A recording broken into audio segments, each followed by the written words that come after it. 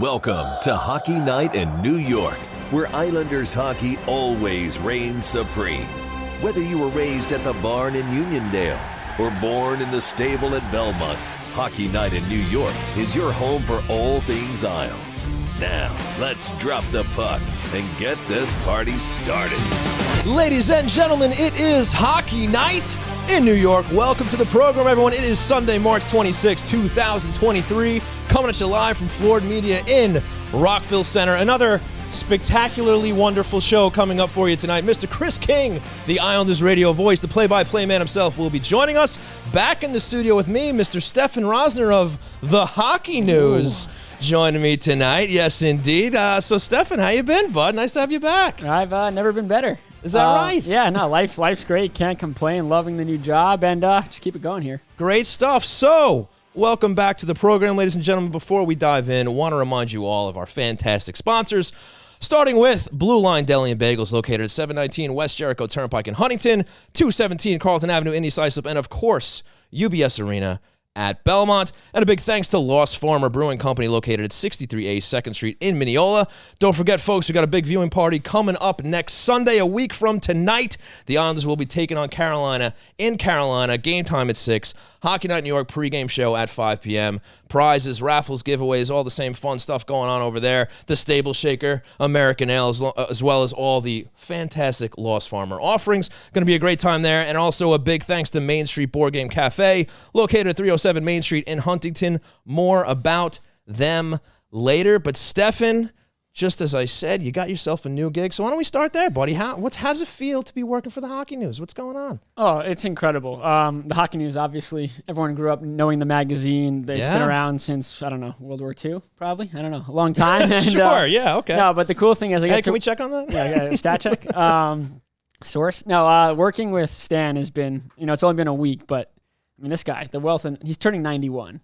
And he's still, it's pretty amazing. Not only does he still do it, he loves doing it. Yeah. He's doing these reaction pieces after games, some alumni stuff. So it's really cool to just learn from him because, again, he's the Maven. He's been around forever. Well, big congrats to you. That is it. awesome. Yeah, man. I mean, I've been following the Hockey News since before social media was a thing. You're not the same age as Trotz, but I know last year we were talking. I don't think so, right? The last year we were talking to Trotz, and he said that he used to wait up for that monthly magazine because he lived in Manitoba. He had to wait for it. And sure. Stan would be writing it, and obviously the press box is named after Stan Fister. So it's really cool, especially for someone who wasn't alive during the dynasty, any of that stuff.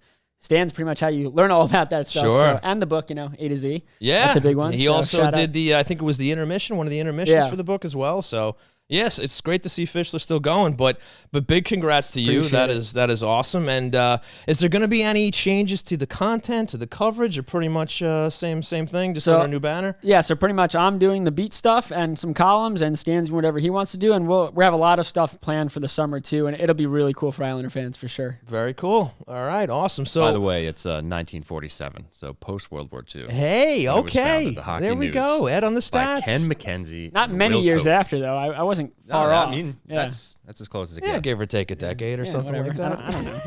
It's all right. 2 years. Give or take a 2 year. years. That's not bad.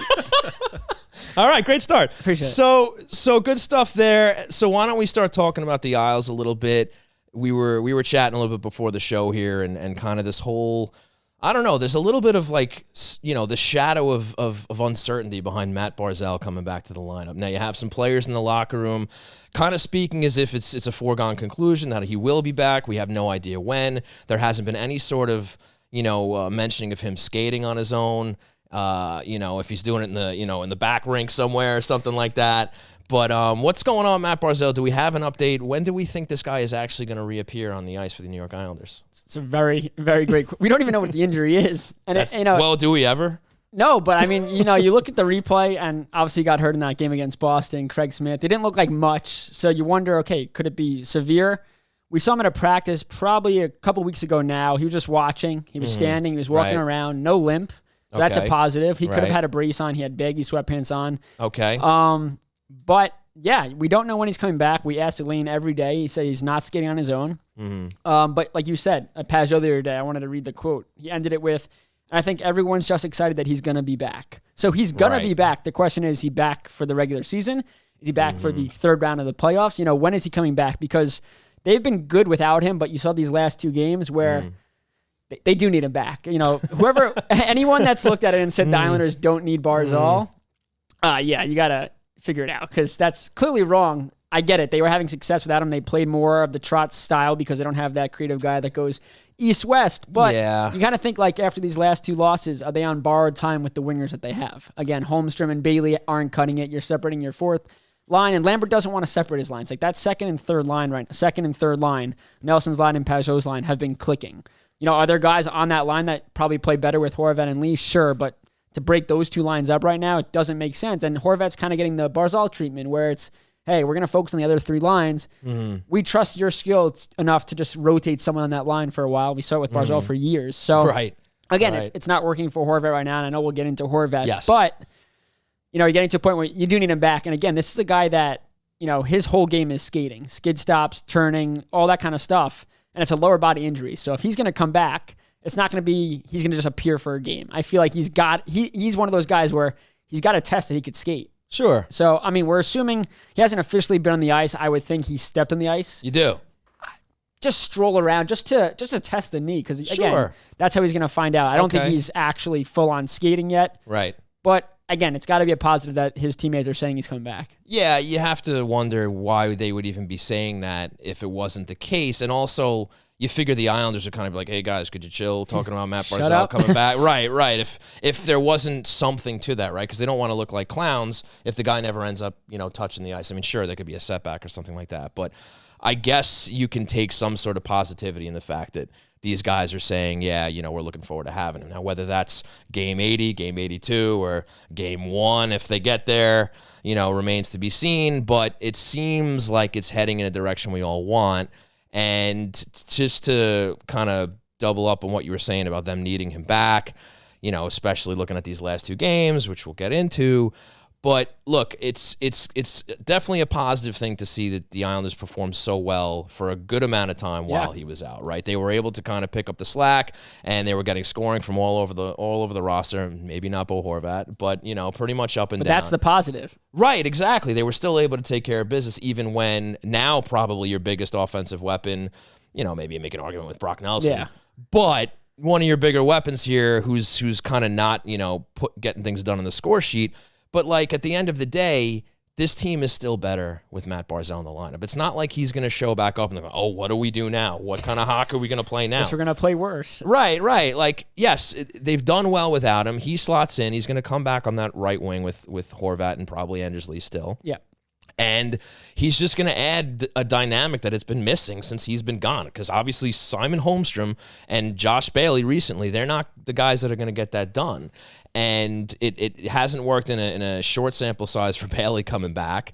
But, this is a guy who's going to help the still dreadful power play. And we'll get to that, too. We've got some numbers on that. Right. So, I think any fan who may still be worried about how Matt Barzal's return is going to affect, their mojo, I would dial that back, especially seeing that, look, they lost a couple now. It's like, hey, maybe, this is a guy they need when you're being held, to scoreless against the Buffalo Sabres, right?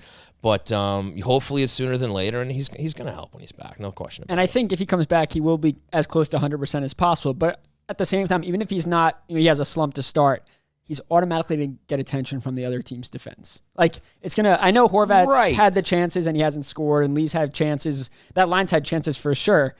But Barzal you need 2 eyes on him. And that just creates more time and space. Again, Horvat understands how to play with Barzal. It was evident when they were together. Now it's more of, Horvat is getting those chances, but he's also getting now more pressure on him from defense. They don't have to worry about that right winger, whether it's Bailey or Holmstrom, because they know that those guys aren't those top guys. Right, and not only when those guys are on the ice and whoever the opposition has matched up against them, but then also there's going to be more of a focus on those guys, like you said, which is going to, in theory, open things up for lines like the Nelson, Palmieri, Engvall line. So maybe those guys can continue to have success when, you're kind of spreading the defensive efforts of the opposition out a little bit because you have another big offensive weapon to worry about when he comes back. So, hopefully sooner than later. Yeah, and then, again, that Nelson line, the way they've been able to play with Engvall and Palmieri, that changes everything because the top D pairs on the other team have to decide, okay, right, are we getting Barzal? Are we getting the Nelson line? And I personally would think you go after the Nelson line. Right now, you'd have to. But then again, if you do that, Barzal could exploit that second or third pairing that gets up against them. And again, that's how this Islander team is going to have to win. Right, and it would be nice to get some sort of update from the team itself. It's one thing to have the players say, "Yeah, can't wait to have him back," but it would be nice if you hear something from Lambert or whomever just saying, "Hey, look, he's made some progress." They don't got to give us a date. I don't think there is a date. It was asked too. I think Ethan Sears of the New York Post asked, "Is there a time? Is there a date that you want him back by?" And Lambert said, "No, we just got to see how it's going." Lambert keeps saying he's closer. I think we're just going to keep asking him every day because we have to. And one day he's just going to say he's skating. And then you'll know, okay, if he once he starts skating, I don't think it's going to be long before we see him. I don't think he's going to be on the ice the first day that he's back with the group. But I think, hey, he's skating and then maybe the next day or two. Because they don't have that many practices left. So it's going to be a morning skate that we'll probably see him like we saw with Clutterbuck in Pittsburgh or Pajot. So. Yeah, I mean, it's hopefully there's just more and more information leaks out, but we know how, not only the Islanders, but NHL teams work, where they kind of just, operate in the shadows, and for whatever reason, they don't want to give this stuff up, whether that's, messing with potential opponents' heads, on coming in, they don't want to know who they're putting in. Like, you see the mind games that are sometimes done with the goaltenders too, right? Like, yeah, because other teams are not game planning for both goalies to be in the net. No, they're not watching film on the other guy. They're only one. I mean, it is what it is. I kind of get it to an extent where, yeah, if I'm a coach, why would I give them any kind of advantage? But at the same time, that team is doing their due diligence on both goalies. It's not like they are pinpointing on one, but that's why the Islanders want to do business. There's probably positives to it, and fans want answers. Fans want to know. Fantasy too, fantasy sports. I know a lot of people got screwed the other day when Varlamov didn't start against Columbus because I got a lot of questions. People asking me who's starting. I got to pick it up because it's fantasy playoffs right now. And if you're relying on Sorokin to be in net or Varlamov and they're not, and you lose. Yeah. That's I hate to break it to fantasy hockey players out there, but Lane Lambert is not worried about your fantasy hockey team, so you're just going to have to plan accordingly there. But that was a quick first 12, 13 minutes. So, folks, I want to thank you all for tuning in to twitch.tv/HockeyNightNY and your favorite podcast providers later on. We're going to take a quick break. When we come back, voice of the Islanders Radio Network, Mr. Chris King, will be joining us. We'll be right back.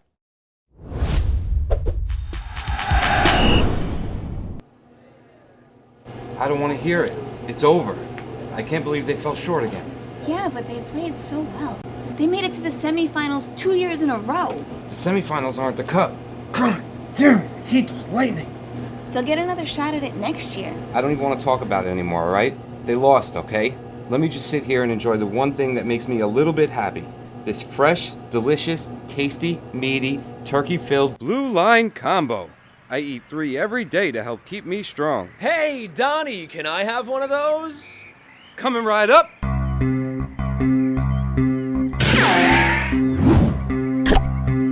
Talk about a blast from the Blue Line. Blue Line Deli and Bagels. Our goal is to make you a hero.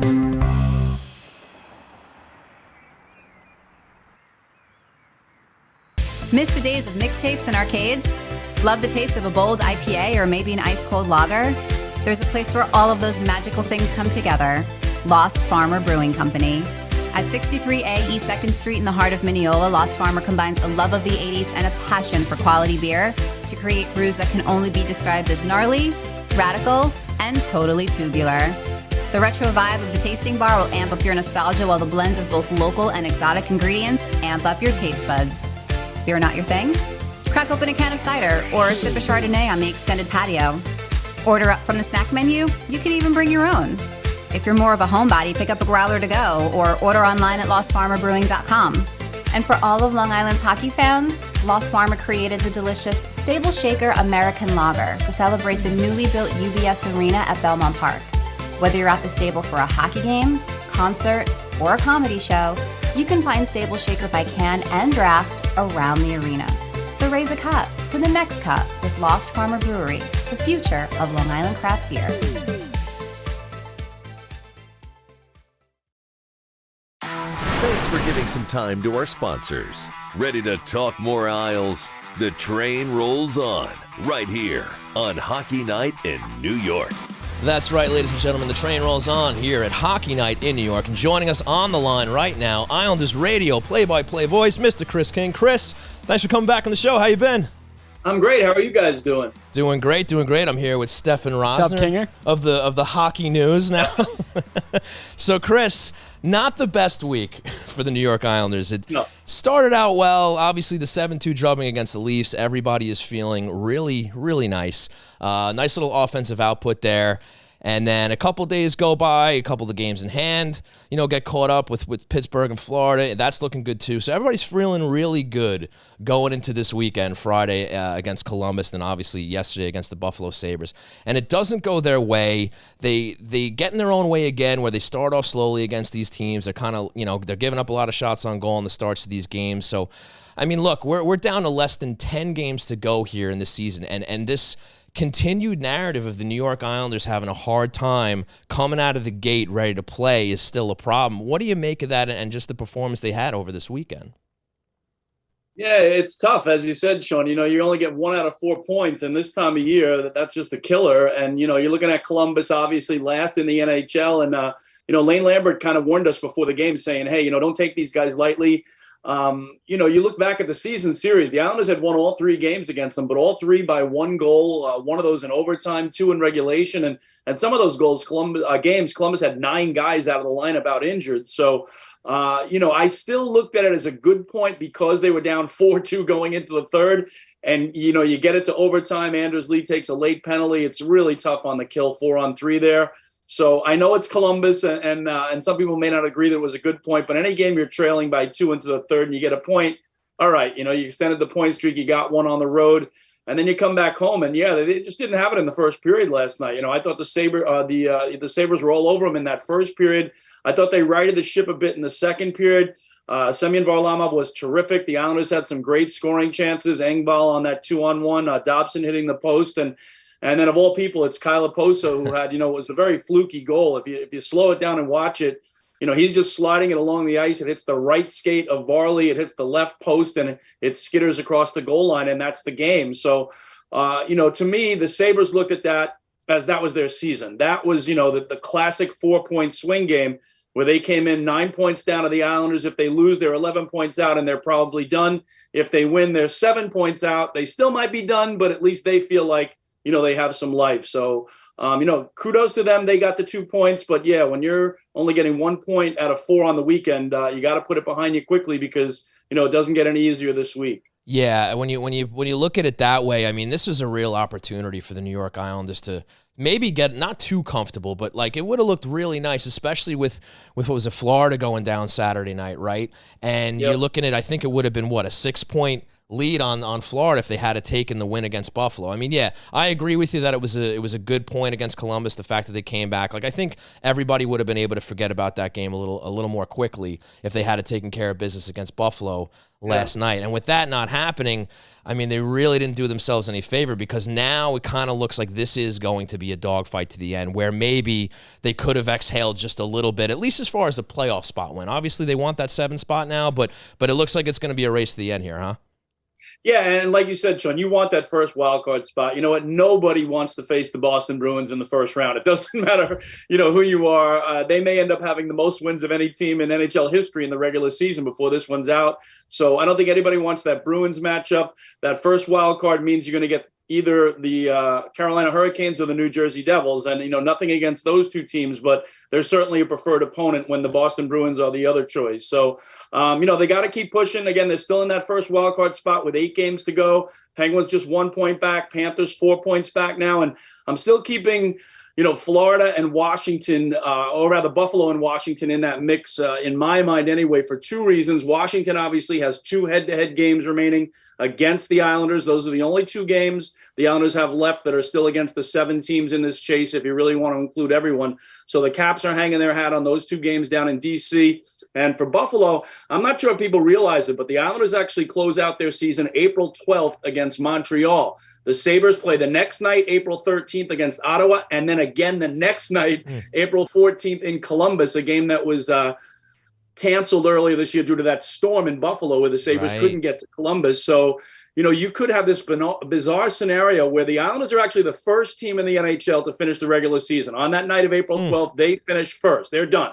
Everybody else is still playing. In fact, the next day, every Eastern Conference team plays. And again, the Sabres have 2 more games. So we have this, possible scenario where could the Islanders be the quote unquote leader in the clubhouse and yet have to sit back and root for the Ottawa Senators to beat Buffalo and root for Columbus to beat Buffalo. If the Sabres can, hang within 3 points of the Islanders into that last game, you know what? They still have a chance to jump them if they win both of them. And obviously for Washington, 2 head-to-head matchups, they got to win them both. They got to win them both in regulation. So for me, it's still, the Islanders and Penguins, the favorites for the 2 spots. Florida has really struggled of late after a hot run. They've dropped 3 straight. And because, Buffalo has the 2 games that they'll play after the Islanders are done, and Washington has the 2 head-to-head, that's kind of where I see the race right now. I'm kind of putting Ottawa and Detroit out of it now as they've fallen a little too far behind and just have too many teams to jump over. Fans are going to love that scenario if that happens. You just hope it doesn't come to it, right? You want to control your own destiny. That's the thing, Stefen. Right. You don't want to be, the Islanders on that night of April 12th, they'll finish against Montreal. Let's say they win the game and they haven't clinched.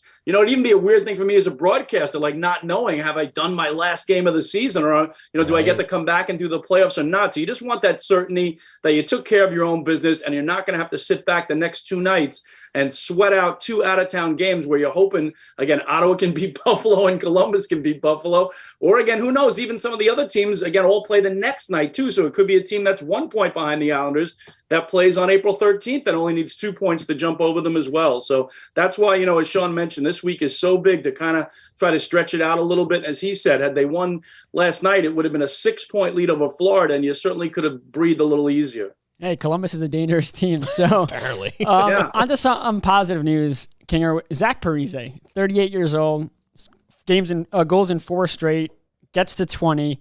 Have you ever covered and seen a guy like this at this age still getting it done? Just the way he gets it done? Not at 38.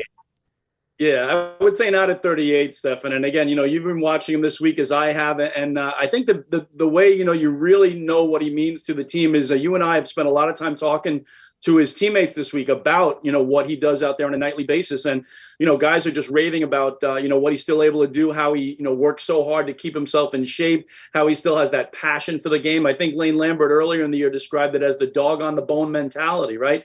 Every single shift he's out there giving everything he's got. So kudos to him. Another 20-goal season, now 11 times that he's hit that mark in his career. And, he got emotional in Columbus. He really did in that post-game interview when someone relayed to him that it was just the 4th father-son duo in the National Hockey League to both have 20-goal seasons for the same franchise. And anytime his dad, JP, his late dad, Jean-Paul, is brought up, obviously he gets very emotional about it. And for me, again, I go back to the JP Parise goal. I remember it well in 1975 in Game 3 at Madison Square Garden. I was actually at Game 2 of that series, the first ever playoff game at the Coliseum. So I remember that night very well and how big that goal was by his dad that really put the Islanders on the map, their first ever playoff series win. And to think all these years later that, it's JP's son who's having just a terrific season.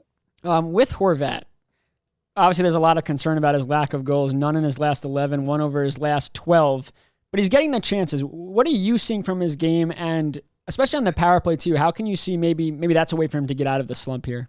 I think it's all the lack of Matt Barzal. I really do, Stefen. And I mean, obviously that affects everybody when you're talking about the guy that's been their leading scorer each of the last 5 years. But you look at the way Horvat played when he first joined the Islanders and the chemistry he had instantly with Barzal. I think he had 3 goals in his first 4 games. He was on fire. And the power play came to life as well. It was clicking.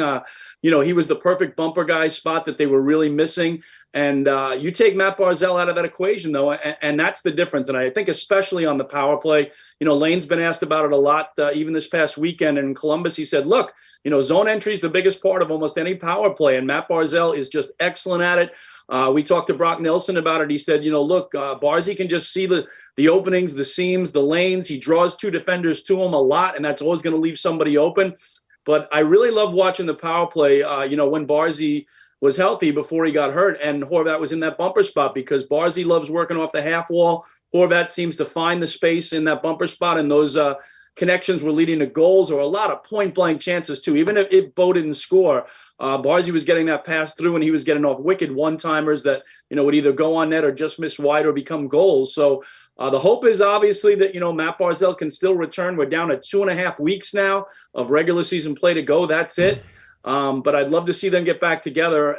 They still haven't found the right replacement on that line. And look what they did on the weekend. They had Simon Holmstrom there on Friday in Columbus, and then they had Josh Bailey back in the lineup there last night. So they're really missing Barzal on that spot with Horvat and Anders Lee. Yeah, go ahead. I would say that's a great point about the power play and zone entry, because Dobson, as much as he's the quarterback, that's not really his role, and he struggled to bring it over. And again, like you said, Barzal just sees. He has speed first off, which helps, and he's shifty, but he knows where to go and then quickly drops it. So, yeah, great point there.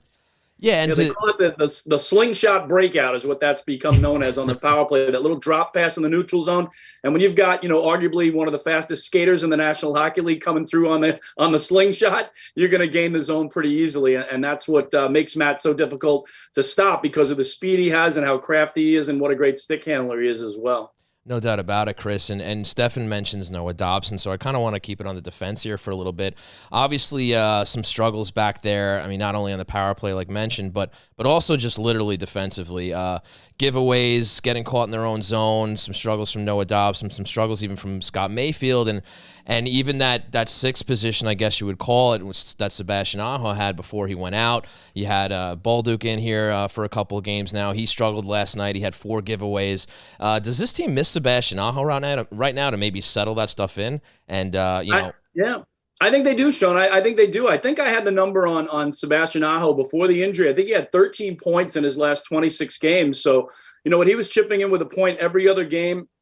Obviously, the size has always been the knock against him, but I think, he really had a breakthrough season in proving that, he could be a top 6 defenseman on a National Hockey League team. So I think they miss him more than they realize. And for Sam Bolduc, it's tough right now. It was his 9th NHL game last night. And I know he had that one giveaway, and obviously afterwards Lane Lambert said it wasn't his best game. But the one thing I did notice, and I give Lane Lambert credit for this, when the Islanders pulled Semyon Varlamov with about 2.5 minutes to go, who was out there? Sam Bolduc. He was right back out there. So Lane realized, I've got an offensive-minded defenseman who's, got a really good shot, especially on the power play. He's good at getting it through. I think if the second unit got more time, we'd see a little bit more of that, because that's where he is right now. So, it's been tough when you take a guy like Aho out of the lineup, just offensively, what he's provided, and in asking a guy in Sam Bolduc, who could turn out to be a very good defenseman, and I certainly expect him to be one, to do this at only 9 games in. Let's remember it was Al Arbor, the late legendary Islander coach, who always said it takes 200 to 300 games for a defenseman to finally get comfortable in the National Hockey League. And for young Sam, who's just 22 years old, he's still in, single digits in games in the NHL. Right, for sure. It's funny, Chris. I thought he wasn't going to touch the ice again after that cross-crease pass that he attempted earlier in the game. But like you said, Lambert kept some confidence in him and gave him a shot later on. Just to pivot from that, there are some guys who've been performing really well for this team, even though it hasn't been over these last 2 games. But the middle 6, right, the second line of Brock Nelson, Kyle Palmieri, Pierre Engvall, then you got the Pajot line with Parise, like Stefen brought up. Maybe you can just chat a little bit about how maybe that second line's come together and Engvall's kind of shown that he can be a player on this team with the squad. Yeah, absolutely. I think, that really started to click when Kyle Palmieri came back from his injury. Suddenly, it seemed like he and Brock Nelson had great chemistry. Obviously, on the left side there, it had been Zach Parise, so that had been a line most of the season before Palmieri went down with that injury. So Palms comes back, he and Nelson start clicking. Obviously, Brock's had, an incredible season.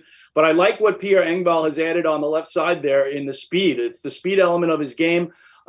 Just really can fly, and that long reach at 6'5". I know when Lou Lamoriello made the trade, he talked about his skating ability, not only the speed, but the power that he skates with. And that's the one thing that's really impressed me with him. So he's fit in nicely there. Engvall recently had that stretch of goals in 3 straight games. I think, they've been a good trio. It's great to see Palmieri scoring a bunch lately, and Brock Nelson, boy, we're all worried when he takes that big hit. We wonder how long he's going to be out for. And he doesn't miss a single game, and not only that, comes back and had 2 huge goals in Columbus, including the tying goal on the power play in the 3rd period that at least got him the 1 point. Yeah, absolutely. And I guess before we let you go, Chris, I don't know if you're a fan of the predictions game or anything like that, but with the way this season's been going for the Islanders, it almost seems like a very 2 steps forward, 1 step back sort of scenario, right? Where, they get a 3-game, 4-game winning streak, then they maybe drop 1 or 2, just like this week, right? And they haven't really been able to go on that long extended point streak or win streak. And we got 8 games left to see what they're going to do with the rest of them, right? They have a couple of teams nipping at their heels here for the first wild card spot. How do you see this shaking out for the New York Islanders? Will they be playing mid to late April playoff hockey? or are we going to be wrapping up early? What do you think? Yeah, well, again, Sean, I hope we have that certainty of knowing one way or the other on April 12th when they close out at home against the Canadians, and not waiting to see what everybody does the next night and even the following night in the case of Buffalo. But I do think they're going to get it done. Again, another thing I look at is the way all the other 6 teams in the hunt right now are all struggling. None of those teams, Pittsburgh, Florida, Buffalo, Washington, Ottawa, Detroit, they're not playing well at all. The Islanders, despite, if you want to talk about the recent struggles, still have points in 11 of the last 15 games. So, you know what? I think they're going to make the playoffs. The crucial thing to me is to have that first wild card spot, though. Obviously, the Bruins are not a good matchup with them this year. They've lost every game they played against Boston this year, although, again, they were the underdog in the 2021 playoffs to the Bruins and took them out in 6 games. But I just like the matchup so much better if it's Carolina or if it's New Jersey. I would even prefer New Jersey, and there's a very good chance the Devils still end up winning the division. Not that they're not a good team. They certainly are. But, again, just for the playoff experience alone, the Devils are so young, so green, so inexperienced that you hope that an Islander team, that's been through the playoff wars, the core has certainly for a number of years now, would have that distinct advantage. Obviously, in Carolina, another great team, but that team, too, has the playoff battles under their belts like the Islanders do. So I think the dream matchup for Islander fans would be the Devils. And how about this, guys? It's been since 2007, the last time the Rangers, the Islanders, and the Devils all made the playoffs. The Rangers and Devils obviously will. If the Islanders join, it'd be awesome to have all 3 local teams playing Stanley Cup playoff hockey. Not only that, and to kind of piggyback off your dream of the Islanders versus the Devils, it brings you a little bit closer to maybe finally seeing an Islanders-Rangers playoff matchup in the second round if they can stick in the Metro and not go over the Atlantic to play Boston. Yeah, that hasn't happened since 1994, and that did not go well for the Islanders. No, not in any way, shape, or form. Remember, it was a Rangers sweep, and they outscored the Islanders 22-3. So that was a tough series for Ron Hextall in particular. But yeah, Sean, absolutely. Islanders Rangers. The rivalry was built on the playoff matchups. We come full circle here. I started by talking about JP Parise and the big goal in the 1975 playoffs, right? The first playoff series ever between those two teams. They've played 8 times in the postseason. Islanders have won 5 of those series. Rangers have won 3. But you think about, when the Islanders went to the Stanley Cup Finals 5 years in a row, 4 of those trips went through the Rangers to get there. So those playoff wars in the early 80s are really what made that rivalry what it is today. Well, Chris, I have my fingers crossed for it, but they obviously got to get in first. Always a pleasure having you on the show. Thank you so much for your time tonight, and looking forward to next time. Thanks, Kinger. Oh, thanks, Sean. Thanks, Stefen. Always great talking hockey with you. You got to take care, Chris. All right, folks, that was the great Chris King, the Islanders radio play-by-play voice, giving us another excellent spot here. Stefen, what do you think? Isles Devils, is that the dream matchup? Yeah, I couldn't agree more. Okay. Again, it's experience. Kinger nailed it on the head with that. You look at Carolina, they've done it. They haven't won, but they've been in the playoffs. They know what it takes. They have a great coach. I'm not saying the Devils don't have a great coach in Lindy Ruff, but again, you're talking about a young team. Just not every player is young, but just playoff experience. And the Islanders, for some strange reason, they get to the playoffs and it's just a different animal. They know what it takes to play. And right now, take away these last 2 games, the Islanders have been playing for a while now playoff hockey. They're going back to the Trotz way again, more because Barzal has been out, but it's worked. They've realized, we tried to be more offensive early in the year. But once the structure is as strong as it had been, especially on their 3-game winning streak, it just allows for so much more for this team, more offensive chances, less pressure on the netminders to have to be perfect. And you go to the playoffs, and yes, Jack Hughes, amazing. And speed kills. But when the Islanders are forechecking the way they've been forechecking, that's the best way to stop momentum. If you're always on the forecheck, they can't just break out and cross over in the neutral zone with speed. It changes everything. And when the Islanders are playing their playoff hockey, they're forechecking hard. They're not allowing pucks to get out. And the best defense is offense. So if you're keeping the puck in the offensive zone, those top players on the other teams, like the Hugheses, like the Mercers, they got to just dump and change. They don't have the speed and the energy to break over the line. So I think, if you're the Islanders, you would love to face the Devils. Well, isn't it nice that we're sitting here, a couple of weeks, you look at the end of January and going into February, there's a lot of fans that were already ready to write the season off. Sell. January was atrocious. It was, exactly. And you're leading up to the deadline through February. They're starting to get back and chip away a little bit, but you still kind of have fans that are like, all right, the season's done. Sell, get rid of Varlamov, get rid of Mayfield, get some draft picks back, rebuild the cupboard and all that. And here we are sitting with 8 games left to go in the season. And now the Islanders have a chance to kind of pick their opponent here if they just perform better than they did this past week. Because look, they get to a point where leading into this week, as I was talking about it before, right, and they have that huge win against Toronto, and the games in hand come back, and they're all even, and the Islanders are, 3 points up on Pittsburgh at the time, 4 points up on Florida, and they're really in the driver's seat, and then they take the wheel, and they just veer it right into the divider this past No weekend. signal either. Right. No signal. Just- Everyone behind them, yeah. And that's the way this season's kind of gone for them. But look, they're still there. They're still in that first wild card spot, and maybe they need another game like a Toronto game in the sense that the competition's high. Perfect example. Well, Tampa. Devils. Well, they're coming. The Devils are coming up on Tuesday. Tomorrow. Monday. Getting my days right. They're coming to town tomorrow. I think that's a great game to bounce back with because this is a potential now playoff opponent where they can kind of show, the Devils how the experienced guys can play playoff hockey. And I do agree with you and Chris in the sense that, even though the Devils do have that speed, they have that youthful energy on that team, it seems like a lot of those teams where they finally break through into the playoffs, a good young team, they always seem to have to cut their teeth, right? In their first couple of playoff appearances where they really understand what it's like to play playoff hockey. And I think you guys are right in the sense that is something that the Islanders can take advantage of if they match up against the New Jersey Devils. So to agree with Chris, anybody but Boston in the sense that you can either play against the Svechnikovless Carolina Hurricanes or a young, inexperienced Devils team who may be a little, playoff starstruck when they get into the dance. So just keep winning these damn games. They can stay in the driver's seat even though they got bumpy in the road a little bit, and maybe they still got a shot for that 7th seed. I mean, again, as much as Boston, nobody wants to play Boston. I think no team wants to play the Islanders just because what they're able to do in the playoffs. And again, as good as Boston's been and as good as Ullmark has been, Ullmark has never played in the postseason. I'm not saying he can't have a good I'm not saying he can't have a good showing, but goaltending is so important in the playoffs. And I'm not saying Sorokin's better than Ullmark, but Sorokin also does have the playoff experience. Right.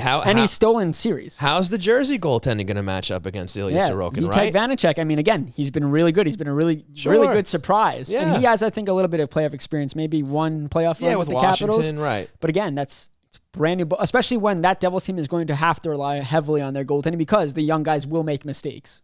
Any team that the Islanders match up against, again, save for maybe Ullmark with Boston, it's advantage Islanders. Yeah, when it for comes sure. To the And especially if they play the defensive style and just their defense core plays the way it's played in postseason before and especially at some points this year. For sure. Well, let's get there first. But there was before we move on to the next segment, I think there was one more individual you wanted to talk about, and that was Josh Bailey. He got into the lineup last night on that top line with Anders Lee and Bo Horvat. What did you see out of his game? And I was tempted to bring it up with Chris, but I figured I'd save it for you because it's funny. You talk about a guy like Zach Parise, right? 38 years old. He's up there in his high 30s now. Bailey's basically in his mid to high 30s now, and it's almost like a tale of two different players in the sense of how that. You look at it and you just assume, right, it must be an age thing, right? It must be a guy who's just getting a little older and the game is kind of, catching up with him a little bit. Is that what you're seeing out of Josh Bailey? Yeah, it's not weird because he's, yesterday was just a microcosm of his season. It was just, he was slow. He was making, poor decisions with the puck. And again, unfortunately, Holmstrom has to come out. And in my opinion, I wasn't against Holmstrom coming out. I get people think it was an overreaction. He was really bad against Columbus. And when you have a veteran like Bailey, Lambert's hope is that, okay, Holmstrom has to learn that he can't play like that.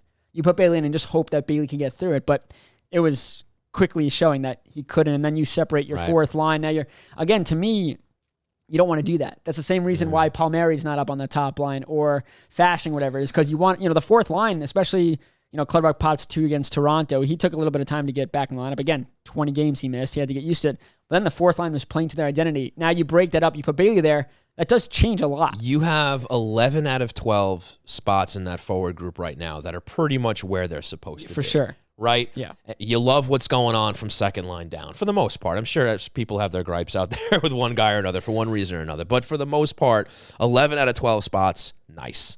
Right? It's just that one spot. We're all waiting for Matt Barzal. And unfortunately, they haven't found the guy who can fill that gap right now to give those guys that they would be playing with a little bit of a boost, like Lee and Horvat, and also just kind of make, more of an offensive threat like we were talking about before. So I think, unfortunately, Lambert is just going to have to try to keep throwing different, elements into the potion, into the pot here until somebody kind of just at least doesn't make that line a liability. And not to say that I think that they have been, but they certainly haven't been the weapon they could be and should be. Yeah, and I think Holmstrom's coming back in against the Devils. I agree.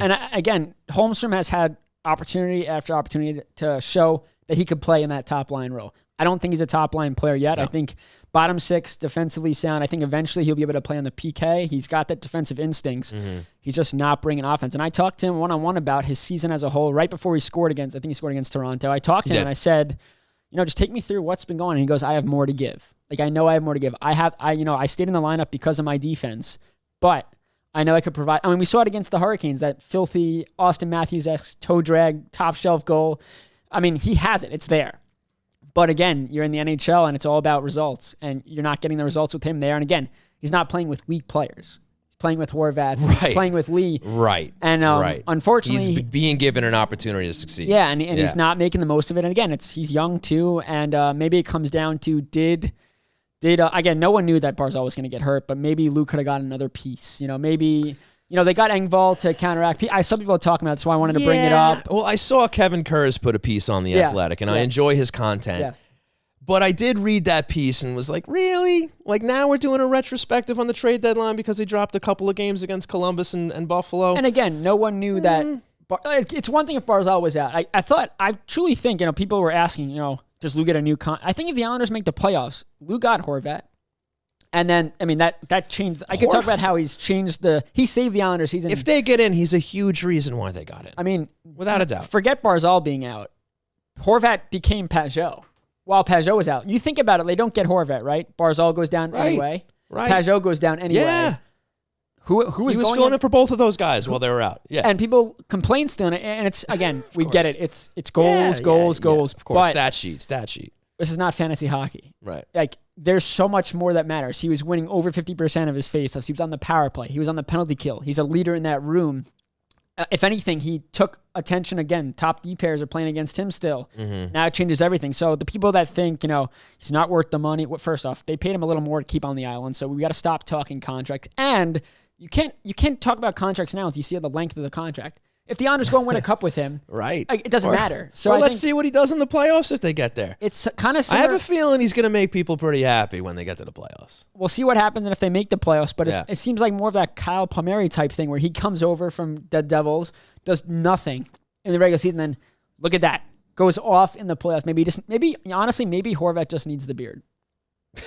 It could be as simple as some facial hair. Maybe. It could be. But then that's when you bring to question, does Lou Lamoriello come back? Because if it is the beard, then you might have to get rid of Lou. What a conundrum that is. But people that think that Lou's done a bad job, and I get it. You want to do that. But going and getting Pierre Engvall because you needed speed in the lineup, and it took a couple of games, but he's looking pretty good. He's a very strong player, and that's a smart move by a GM before the deadline too, to go and get a guy that he's familiar with. Because again, he was there. He didn't know him that much with Toronto, but he knew the player. He knew he brought the speed, and the Islanders were lacking speed. And Barzal was down. I thought that was a heads-up move for him to make, and if they could re-sign him and he wants to stay here, cool. Because again, speed kills, especially in the regular season, because it's such a different game. You need speed. We've seen it. All these teams that are the top teams have speed, and then you get to the playoffs, and that's sometimes where those creative players struggle. Right. But you need speed to get through the regular season. It's such a young league, and that's how you keep up with those guys. No question about it, Stefen. And folks, before we break for What's on Tap, I want to tell you all about Main Street Board Game Cafe, located in Huntington Village on Long Island's North Shore. Games for sale and for open play, food and drink, beer and wine, fun and friends. Bring the magic of phones down, eyes up, tabletop board games to your family. Our staff will help you find the right game for you, from old favorites to the hottest new releases. We have everything from strategic to easy party games. Get off your screens and unplug your game for a night your family will remember. Looking for meetups to join? Our Magic the Gathering, Dungeons & Dragons, or Game Night Live communities are welcoming for all. We also do parties and corporate events located at 307 Main Street in Huntington Village. Go to mainstboardgamecafe.com for more information. Main Street Board Game Cafe. Find your crowd. Unplug your game. So, folks, with that, I want to thank you once more for tuning in to twitch.tv/HockeyNightNY and your favorite podcast providers. We're going to take a quick break. When we come back, it's time for What's on Tap. New York Islanders fans, Sunday night is hockey night in New York. Whether you were raised at the barn in Uniondale or born in the stable at Belmont. Tune in to Hockey Night in New York. Catch us live from Floored Media in Rockville Center, Sunday nights at 8 p.m. Eastern, as we cover all things Islanders at twitch.tv/HockeyNightNY. All episodes are also available on YouTube and all your favorite podcast providers. And for all you social butterflies, you can follow at Hockey Night NY on Twitter, Facebook, and Instagram for all the latest updates. Hockey Night in New York, the best night of the week for any Islanders fan.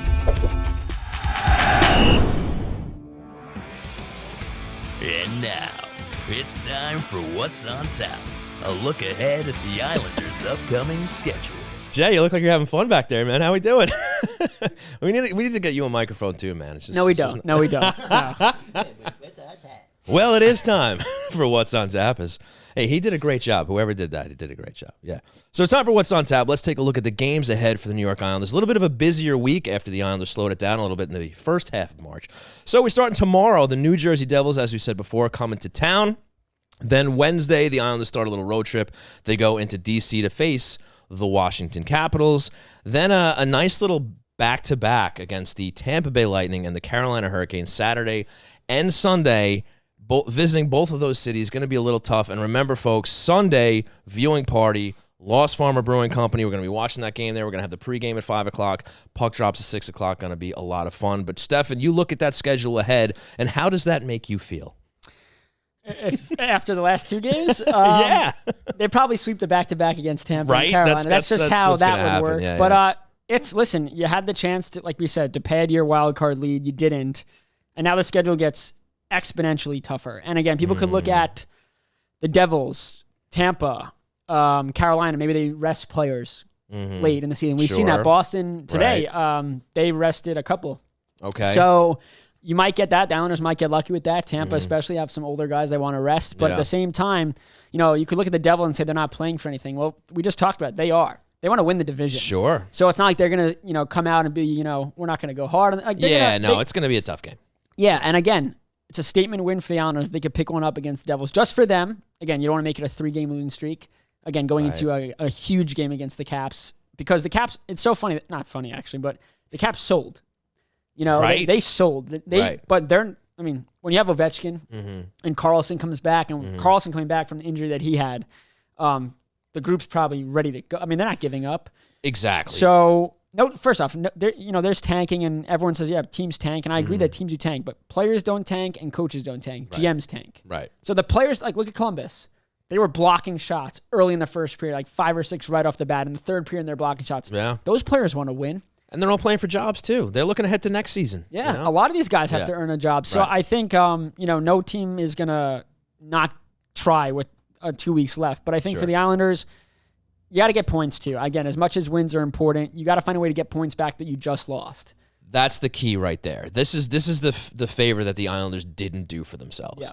Because they didn't take care of the 2 teams they were supposed to beat this weekend, this means they now have to beat a couple of teams that they're not expected to or supposed to beat, right? When you look at the Carolinas and the Tampas and the Jerseys, right? They're going to have to squeak out some wins against these teams. Yeah, the end of the schedule is a little better, right? You have Philly and Montreal to close it out, and Washington leads into those 2 games, right? You look at Washington as a team that are below the Islanders, but they give the Islanders a hard time every time they play. They just lost 5-1 to them. That's my point. Exactly. Yeah. So they're going to have to, quote unquote, steal some points now from some of these better teams. They really could have, they could have gone into this week even saying, okay, we take a loss here, maybe we take a loss there because you took 4 points out of the Blue Jackets and the Sabres. Didn't happen.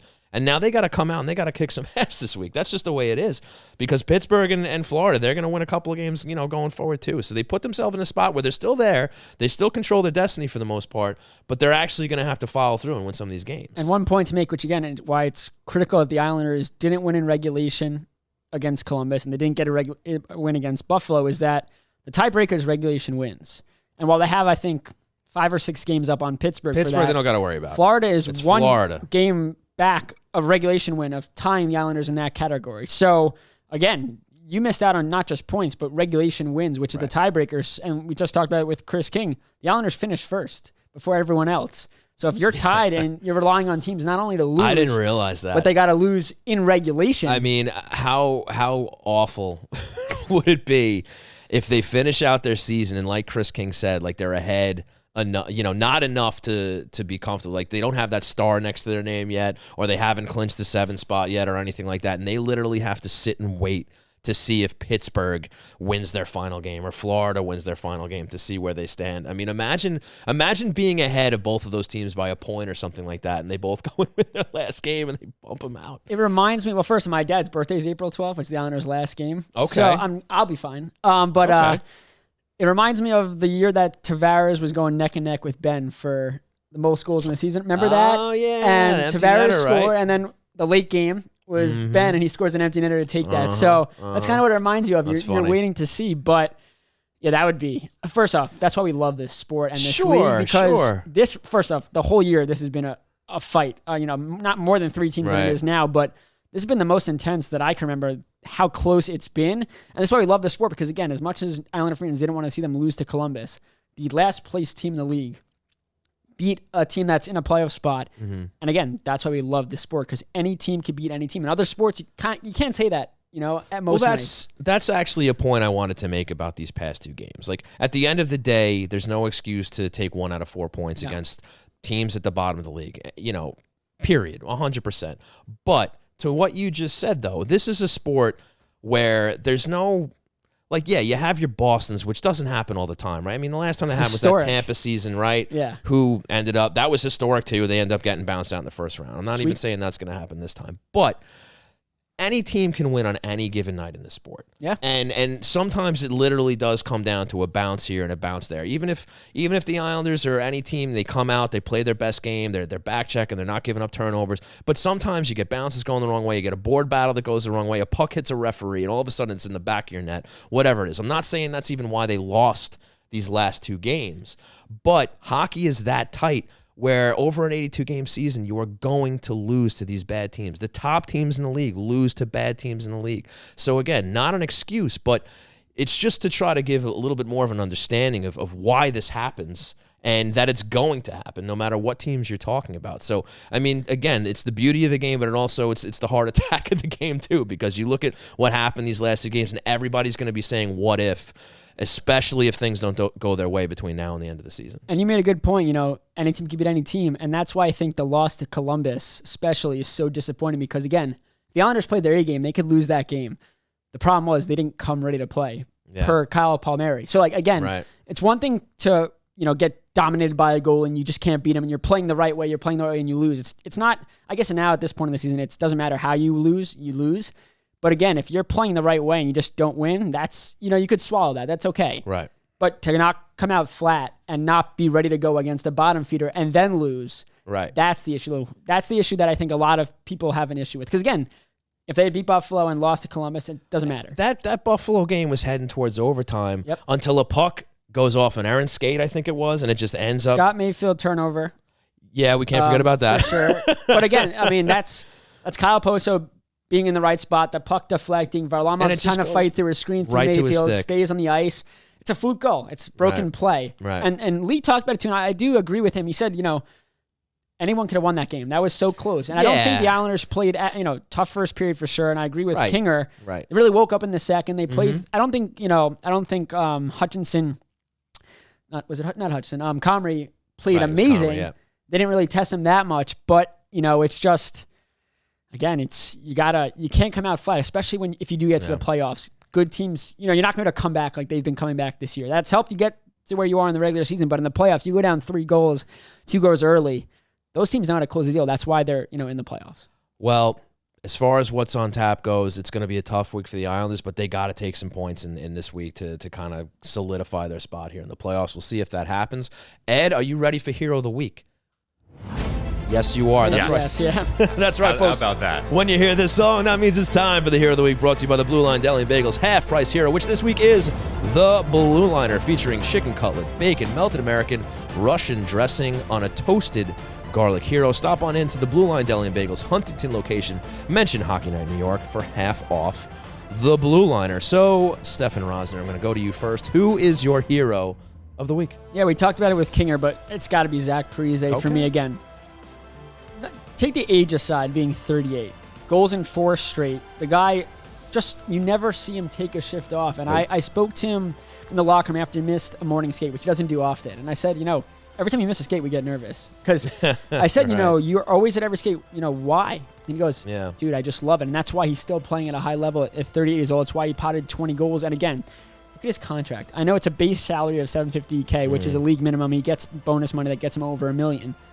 This guy's doing what he's doing, not for the money at this point. Right. He could have gotten more money for sure. Love of the game. But it truly is with him. And you the Islanders. The Islanders. But again, the work ethic. No matter if the Islanders and he's still getting paid. That is true. He is potting a ton of money. Yeah, he's doing all right. He's doing okay.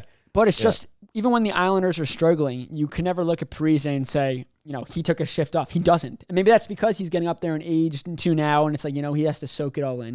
It's coming to an end at some point.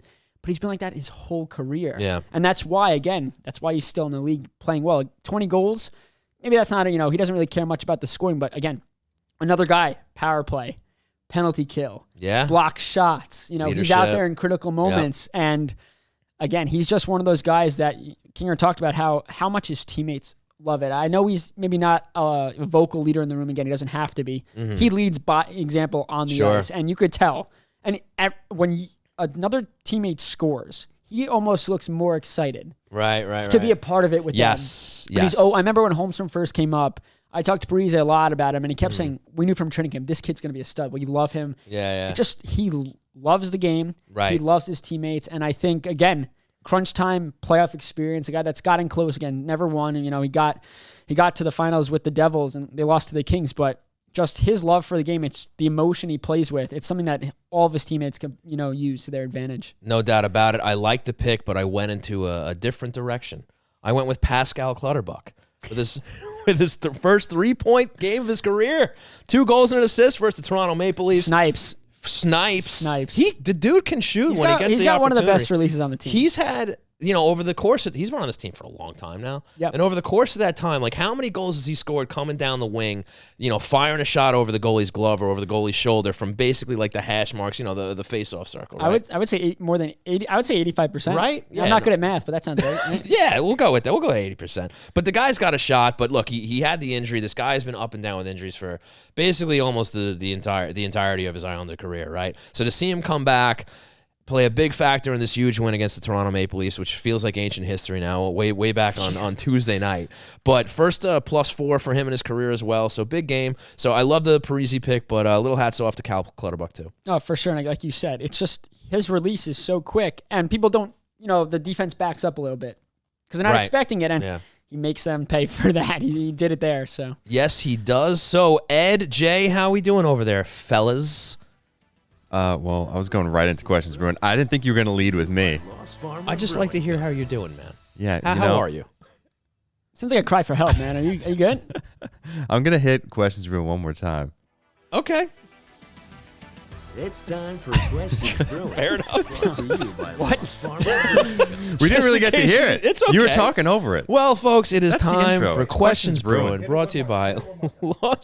Please don't. Please don't. What we need is we need to give Jay a mic. We really Stefen don't. is very anti-microphone for Jay. That's I don't know very why. interesting. We'll have to talk about that after the show. We got to talk to HR. Yeah. But Ed, how are we doing in the chat, man? We're fired up here tonight. Yeah, I had a feeling that was going to be the case. Give us some T-Boyle first. Let's go. T-Boyle. We know he's ready. He's ready. Before the show started, T-Boyle had a Questions Brewing. Okay. So thank you, Tom, for always being ever active. Yes, so, indeed. Tom Boyle asks, why is Scott Mayfield still on the Islanders? He is one of the worst defensemen in the league. Ooh. He is a pylon out there. Any thoughts on this? Thoughts. I disagree. Yeah, I disagree as well. I disagree. I don't think he's one of the worst defensemen in the league. I certainly don't think he's a pylon. I do think that this is probably the most he's struggled as a New York Islander, maybe since he was a rookie, maybe since he first came in. It's hard for me to remember back that far. But he's been more noticeable for the wrong reasons this season, I feel like. And yes, Tom, I've seen what you're seeing to a degree where he's had some turnovers, he's had some tough plays, maybe some poor decisions, but I am not ready to cast him off into the sun, as you are. He's still an important part of this team, and he's going to have to be going forward because there's really no other options there. We just talked about the musical chairs that we've been playing with the Sebastian Aho spot, and he's going to have to be a solid player on this team. I think he still is. And look, players are going to struggle every now and then, and this happens to be a time for Scott Mayfield. But all in all, I think he's a guy who's going to be fine for this team if he continues his Islander career past this season. And he's had a couple of games recently that weren't great, but overall, since being paired with Adam Pelech, he's looked much, much better. And again, look at his season. He starts with a question mark as a D pair. He starts with Robin Salo. Yeah. Doesn't help him at all, really. Then he gets Aho, and Aho struggled to start. Caught fire. Then he moving him up and down with Pelech out and the D pairs. But I think with Pelech overall, it's been night and day. The same thing you could say with Pulak and Romanov. They've looked good. Again, a couple mistakes, and unfortunately, a turnover yesterday leads to the goal that they lose on. But the same way, like you look at the Bailey's mistake there as well, Islanders didn't score a goal. So yes, that was one mistake. That's one goal. They didn't score. They weren't winning that game. They didn't win that game. So it's very hard to blame one guy. And again, Scott Mayfield has the playoff experience. Remember that snipe on Vasilevsky? The guy chips in offense every now and then. He gets both, and he set a career high in goals, I'm pretty sure, this year, and I think points. So, I mean, again, we'll see what he commands on the market. I would think that there's already a contract in place because that's how Lou does business, and he's pretty good at retaining, especially defensively. He has been. He has been, yeah. Again, I wouldn't call him a pylon. There are certainly pylons in this league, and I wouldn't call him one. Yeah. All right, Ed, what else you got? Well said. All right, next one from NZAB09. NZAB. When are they going to try different things on the power play? They run the same guys out there over and over with the same result. I don't think they're going to. Well, if they thought that Barzal wasn't coming back, then maybe. But I don't think they want to switch things up to the point when Barzal comes back. It's been 15 games with Barzal not being on the same unit there. Dobson has struggled, but we know that Dobson, again, he struggled a lot to carry the puck over. Nelson's whiffed a couple of times on the one-time spot. But again, they're getting the chances. They're not executing. It'd be a major difference if they weren't getting some chances. And again, I know a lot of sloppy play recently on the power play. I think power play 2's actually looked a little better. And I think Aho has done a better job at the point than Dobson has, especially getting shots through. I know there was one game, Pajot's first game back, when he deflected one home. It was like a few seconds after the power play expired. But technically, that was the whole power play 2 unit out there. Right. So again, I think that they know that Barzal is coming back. So they're waiting. The same way they're not chaining up who's going to be on that top line and separating things because they want Lee and Horvat working together. That way when Barzal comes back, hopefully it's a slam dunk for them. So I don't think they're going to change much. I still think it's Scott Gomez's fault, personally. Yeah, I can see that. And every coach. I mean, the Islanders' power play has not been good for... It's just a joke to say. I think we've learned now that it's probably not the coach behind the bench who's ever running the power play, right? It's the personnel on the ice. Listen, most teams... They're not finding ways to get the puck in the net. But again, Horvat's a great offensive player, but he's not the legitimate sniper that we think the Islanders do need, and that changes the power play immensely. When you have a guy that could just snipe. And I know Horvat has had power play goals this year. He was great. I think he had 11 before he came over here. So, I mean, he could score on the power play, but again, not having a guy like Barzal who facilitates does change a lot. If I could quickly do some power play numbers before we get there. Without Barzal, 13.2% on the power play. With Barzal, 35.3%. And before, that's with Barzal and Horvat, 35.3%. That was a short sample size. Sure. And then before Horvat came was 15.5%. They need Barzal back, and I think the power play will be just fine. And again, numbers don't really matter much once you get to the playoffs. It's in that moment, can they come through and create a chance? And, that's when it does matter. So I don't think we're going to see any changes. Well said. Thank you. All right, this next question actually might include Barzal missing, but CGS878. Why does it seem like the Islanders would rather pull the puck back towards their own goal rather than getting it across the blue line and regrouping? I get wanting to maintain control of the puck, but they seem to turn over way too often when under pressure in the D zone. Is they talking about the power play there? Like drop, or just generally speaking? I think generally speaking. Okay. I think it's structure. They just want to. It is a tough thing to completely discuss because again, Barzal just. When he has the puck, he's the one that carries the puck. And I know Horvat does that at times, and Engvall told me that he loves to play a 200 game and carry. But without Barzal and his ability to, again, find the lanes and skate through and peel back, I know everyone hates that he peels back a lot, but he has the ability to do that, and if he could hit the point guy and get shots through, it changes everything. So I think maybe they're trying to be too structurally sound, where it's, okay, my heads up, I know I'm going right to that guy because we don't have Barzal doing his shape-shifty stuff, and that pass is gone. And then you're panicking and stuff like that. So I think maybe that's what he's inferring. Again, though, Barzal changes everything about this team, and I think the Islanders do have to make smarter decisions coming out of their zone. And again, it comes down to, I haven't really seen Dobson carry the puck up, and he could do it. We've seen him do it, and him not doing that, again, if you have to make many passes from your D zone up and your forwards aren't on the same page, you're going to turn it over. That's why, again, it's so important in today's NHL to have puck-carrying defensemen because that eliminates the room for everyone to make a pass. You don't have to pass it every time. Same way why Leddy was so important is because he can get the puck coming around his own net. He doesn't have to make that pass. He can certainly make that pass, but he can get around 2 or 3 guys, and now you're in the offensive zone. Right. Ed, what else you got? All right, next one from Mike, 4652 Co. In the game against Buffalo, we looked really slow. Do you think it was fatigue, or is Buffalo that much faster than us? It could have been a combination of the two in a sense. I mean, but they were both coming off a back-to-back, so it's hard to use that excuse for the Islanders. Now, maybe you could say because they're an older team, a back-to-back affects them a little bit more than it would a younger team, which Buffalo certainly is. So, I'm going to go with a combination of the two perhaps.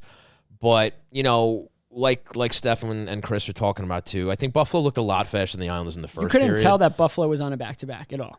Right. Yeah. Right. But then the Islanders picked it up later on into the game, and it just seems like, again, this is another one of those common threads for this team all season is for whatever reason, they just have had a really hard time coming out in the beginning of games. And look, when they play a faster team, a younger team, it's always going to show. It's always going to show with the New York Islanders, unless they're able to, basically break that stuff down when they're kind of clogging up the neutral zone when they're trying to transition and all that, right? Then it isn't so noticeable. But when you have a team who, like Buffalo did in spurts during the game last night, where they're able to get through pretty much untested, right, and they start to develop their game in the offensive zone, then it's very stark.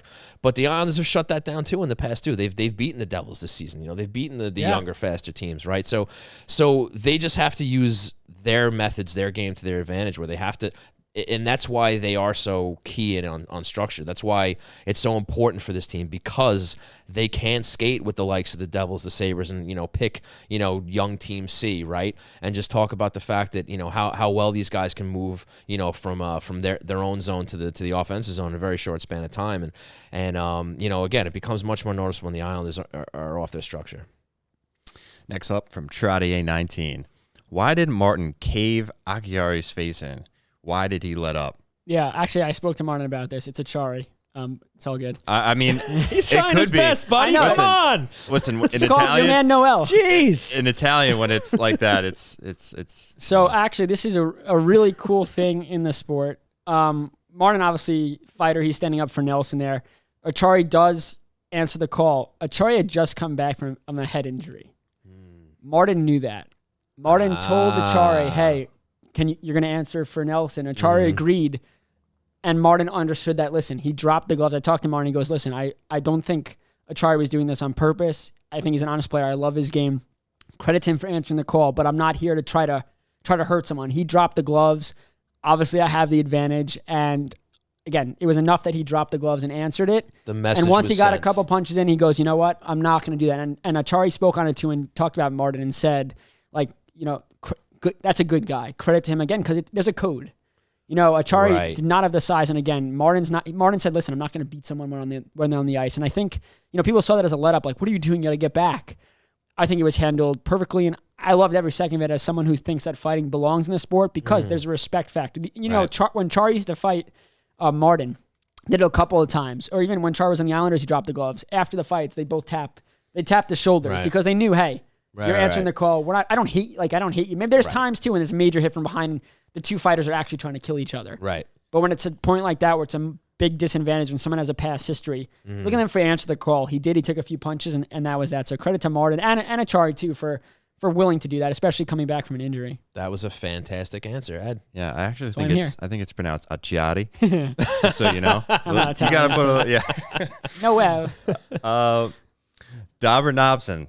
Yes. Any truth to the rumor that Stefen is the e-bug for the Devils game? God. Hey. So this is funny. I forgot what game it was, but Andrew made a joke that I was an e-bug for a game on his Twitter, and obviously Andrew's got a great following. And the amount of calls and texts that I got saying, "No way!" So one friend called me and goes, funny. you're the e-bag. I said, no, I'm not. He goes, yes, you are. And I was like, no, I'm not. It was a joke. He goes, no, I heard you are. I'm like, dude, if it's on social media, it's true. But yeah, no. You don't want that. You don't. As much as I trust my goaltending at the recreational men's beer league level, I am 5'9". Maybe. Maybe. It says it on the scorecard, but we don't know if it's true. Yeah. 5'9" on skates. I would get lit the F up. So, I mean, listen, I don't want to. It would be a cool experience for sure. Yeah. All you got to do is, hey, just hope it's a Toronto game. You'll be fine. Yeah. I'd go up against Boston and get peppered. But no, it would be a cool experience, sure. But those rumors are not true. Gotcha. All right, another good one from Dabber Knopson. Lots of negativity out there over the last 2 games. Talk us off the ledge. What gives you hope about the Islanders and their future? I think we started to do that already earlier, talking about the fact that, look, these games are going to happen. You know, I know it's a cliche, and you've probably heard it from me 1,000,001 effing times on this show, but it's true. Like, you know, unfortunately, the timing was absolutely horrendous, but you're going to come up against a team like the Blue Jackets and the Sabres, and you're going to drop it from time to time. It doesn't mean that the rest of the season is over. It doesn't mean that that's how they're going to come out for the rest of the season. I mean, if anything, hang your hat on the game that they had against Toronto. Hang your hat on the games that they had previous. Hang your hat on the run that they went on before these 2 losses that they had. They've been playing great hockey for the most part since Matt Barzal went down, and they're probably going to bounce back tomorrow. I think they're going to give the Devils a good game. I'm not guaranteeing a victory or anything like that, but I think they're going to give the Devs a good game tomorrow night, and I think they're going to give it, you know, we just talked about those other big games they have coming up, Tampa, Carolina, all that. They're going to be in those games. And if they're not, it's their own fault.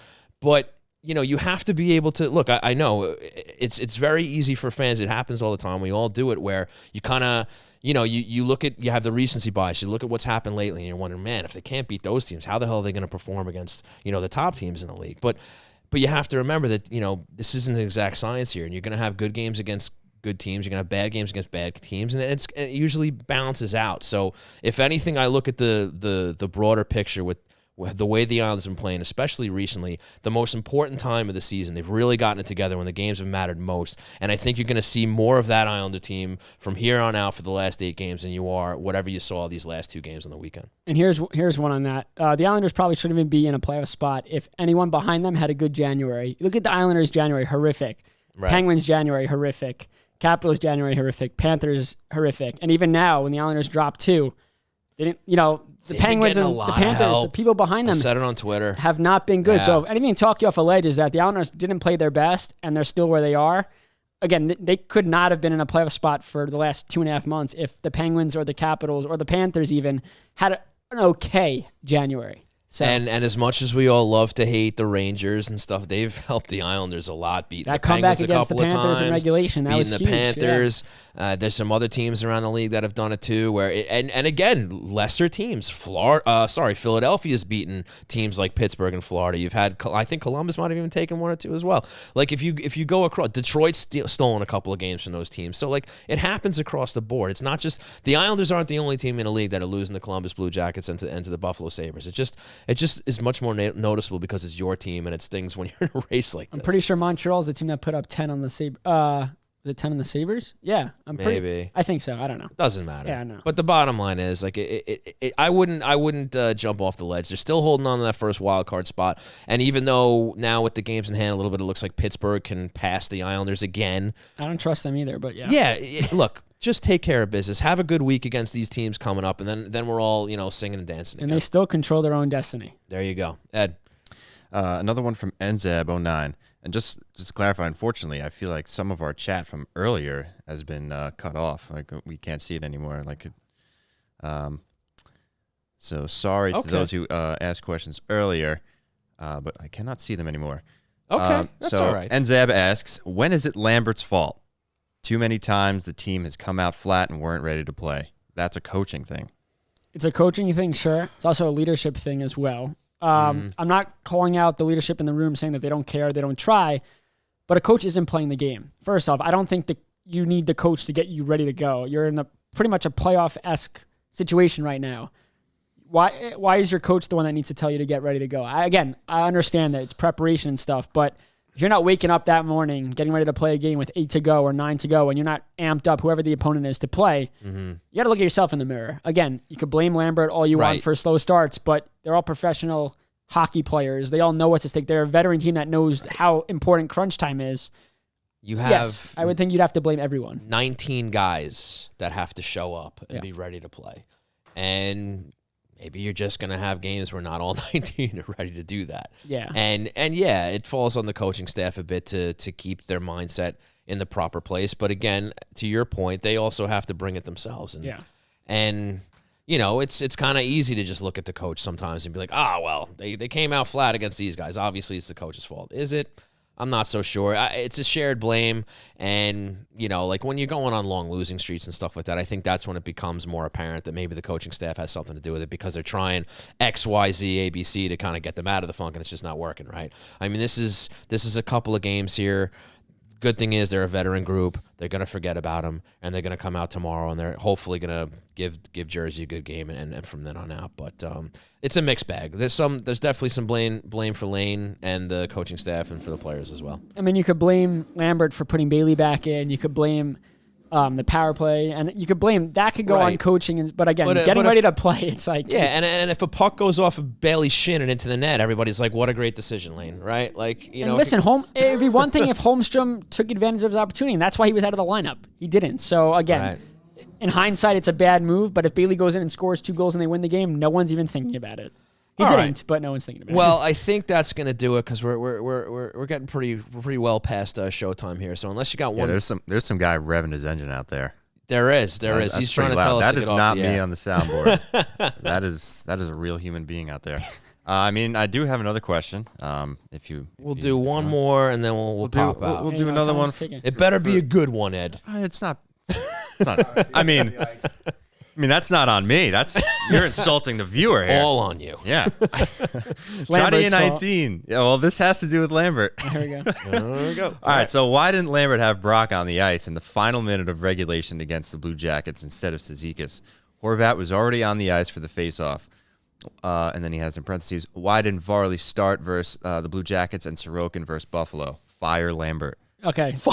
Ridiculous. I'll start with the goaltending just because I looked it up why this might have happened. Again, you thought, okay, Varlamov gets Columbus, saves Sorokin for the better team. Varlamov had not played the Buffalo Sabres this year, but over his career, I think it was 15 games, 1.98 goals against average, 930 save. He had Sabres number. And first off, Varlamov He was excellent last night. Excellent. He was fantastic last night. As a goalie, just watch. He was so aggressive. He made so many key saves just because he was aggressive. He was tracking the puck well. I like the move. And again, against Columbus, those goals in the second period that were tapped. I mean, I don't think Sorokin had his best game. I think he got pretty exhausted early. I think he stopped 14 in the first period. Or maybe not 14, but he stopped a lot and kept him tied going into the second. So I don't look at it as they messed up there. You didn't score. I almost feel like you'd be questioning it more if they played Sorokin against, Buffalo. Like if they had they lost both games with both goalies in. You know what I'm saying? And it wasn't Varlamov's fault. Like Sorokin, the better goalie, played against a weaker team and still lost. So what? Does that mean we all thought Varlamov would have had a better start against Columbus? And again, the goals that went in, I don't think Varlamov's saving those. The tap-ins at the front, maybe 1 or 2 he saves if Varlamov plays the way he played on Saturday. As for the other point is why were they out late? Lane also looks at how the game's going. You have to remember, too, is who just came off the ice. I'm obviously not looking at the time on ice sheet to see right now. If Brock was out the shift prior, he's not going to stay out there. We see it a lot after the Islanders kill a penalty. And now, let's say Islanders kill a penalty, Parise misses his next shift, or Martin misses his next shift. And it's like, why they said he was in the lines up? Yeah. No, it's that guy is gassed. And if Lane's seeing one player, let's say you thought Cizikas had, looked really strong in the third period and Nelson looked a little gassed, you're making those decisions. The same reason why Bolduc was out there. He put the trust in Bolduc. Hey, he didn't play that much this game. He's got energy. Again, what defense pairing was out there earlier, what player was ready to go, and he's trusted. So it's hard to blame Lane looking at again, not knowing who came off the ice, but he's going in. That's a gut move. Who do I think is the best right now for the situation? Stats don't matter. Top players don't matter. Again, you want your top players out there, but if one of them was gassed or, felt something in his knee, right, he's putting out someone who thinks is going to get the job done. I don't think he's trying to hurt the team. Well, he's certainly not. And if that's the case, you had then this it's fine, question well scouted before it was asked. Yeah. I almost think Friday 19 is a plant. It's actually Maybe my he burner. is, It's my Ed. burner. That's your burner? You wrote that? Yeah, I did. Maybe. But that's going to do it for Questions Brewing, folks, and that is also going to do it for the show. But as always, I want to thank you all for chiming in with your questions. It's always a lot of fun, so keep bringing that energy night in, night out, even if we don't necessarily agree with all your points, like Scott Mayfield being a pylon. I think he's a pretty good player. Yeah, I just want to also thank everyone, too, that's shown appreciation to me for the new job. It's crazy. Yeah, a lot of congrats in the chat, It's actually, there's no words, really, just the amount of support I've had, especially when I started and a couple of years ago, I said I'm going to make a Twitter and cover the Islanders, and where it's gone now and talking to players and working with Stan, I would never hear. I mean, I never would have. Well, you earned it, buddy. Yeah, You've been so busting your ass. everything. You're working hard, man. You've been putting tons and tons of content out. You have a lot of energy. I love it, and it's great that we have you here on the show too. You bring a lot of energy, a lot of good stuff here. So nothing but the best to you, buddy. Congratulations, and keep kicking ass, man. Appreciate it. All right, so with that, cue the music, Edzo. All right, folks, I want to thank you all for tuning in to twitch.tv/HockeyNightNY and your favorite podcast providers. I want to send out a big thanks to Islanders Radio play-by-play voice, Mr. Chris King, and, of course, a big thanks to our great sponsors, starting with Blue Line Deli and Bagels, located at 719 West Jericho Turnpike in Huntington. Check them out at BlueLineDeli.com. Also, a big thanks to Lost Farmer Brewing Company, located at 63A 2nd Street in Mineola. Check them out at LostFarmerBrewing.com. And once more, remember, viewing party week from tonight, Sunday, April 2nd, Islanders at Carolina. Hockey Night New York pregame show at 5 o'clock. Puck drops at 6. Going to have a lot of fun there. Come on down and have a good time. And big thanks to Main Street Board Game Cafe, located at 307 Main Street in Huntington Village. Check them out at mainstboardgamecafe.com. Stefen, where can we find you and your content online?